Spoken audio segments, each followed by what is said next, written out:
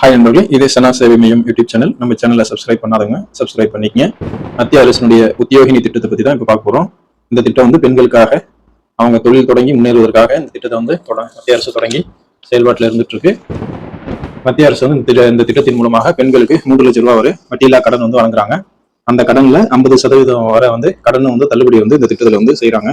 பெண்கள் வந்து தங்களுடைய சொந்த காலில் நிற்கணும் அப்படிங்கிற நோக்கத்துல ஏழை பெண்கள் சுயமாக தொழில் தொடங்க நிதி தடைகள் வந்து ஏற்படக்கூடாது அப்படிங்கிற காரணத்துக்காகவும் இந்த திட்டத்தை வந்து மத்திய அரசு கொண்டு வந்திருக்காங்க.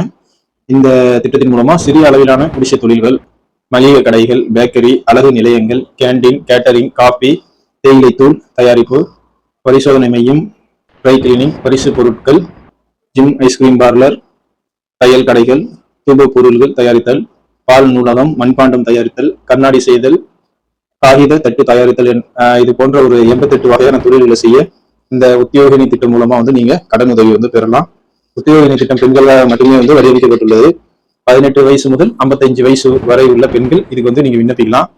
விண்ணப்பதாரர்கள் ஆண்டு வருமானம் வந்து 1.5 லட்சத்திற்குள்ள வந்து இருக்குன்னு அதுக்கு நீங்க வருமான சர்டிஃபிகேட் வாங்கி வச்சுக்கணும். மாற்றுத்திறனாளிகளுக்கும் விதவைகளுக்கும் இந்த வருமான சான்றிதழ் வந்து தேவையில்லை. அதே போல கிரெடிட் ஸ்கோர் நன்றாக இருக்க வேண்டும் அப்படின்னு சொல்லியிருக்காங்க. கடந்த காலத்துல நீங்க கடன் வாங்கியிருக்க கூடாது அப்படிங்கிறது சொல்லியிருக்காங்க. அப்படியே கடன் வாங்கியிருந்தா அது சிறப்பான முறையில் அடைச்சிருக்கணும் அப்படிங்கறத சொல்லியிருக்காங்க. என்னென்ன ஆவணங்கள் தேவை இந்த திட்டத்தில் பயன்பெறணும் கடன் வாங்கணும் அப்படின்னா 3 பாஸ்போர்ட் சைஸ் போட்டோ தேவை, ஆதார் கார்டு, ரேஷன் கார்டு இல்லைன்னா ஓட்டர் ஐடி தேவை. நீங்க என்ன தொழில் செய்ய விரும்புறீங்க, அதுக்கு எவ்வளவு செலவாகும், வருவாய் வழிகள் போன்றவற்றை கொண்ட விரிவான திட்ட அறிக்கை வந்து நீங்க வந்து இதுக்காக சமர்ப்பிக்கணும். நீங்க வணிகம் செய்ய விரும்பும் துறையில முந்தைய அனுபவத்திற்கான சான்று அல்லது பயிற்சி சான்றிதழ்கள் நீங்க சமர்ப்பிக்கணும். உங்களுடைய வகுப்பு சான்றிதழ், ஜாதி சான்றிதழ் அது வந்து நீங்க சமர்ப்பிக்கணும்.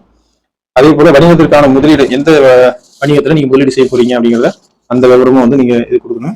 பயனாளர் வந்து வங்கிகளின் இணையதளத்திலிருந்து உத்தியோகினி திட்டத்தின் விண்ணப்ப படிவத்தை பதிவிறக்கம் செய்ய வேண்டும் அப்படின்னு சொல்லியிருக்காங்க. படிவத்தை நிரப்பி தேவையான ஆவணங்களை இணைத்து வங்கி மேலாளரிடம் விரிவான திட்ட அறிக்கை குறித்து விலக்கி சமர்ப்பிக்கணும் அப்படின்னு சொல்லியிருக்காங்க.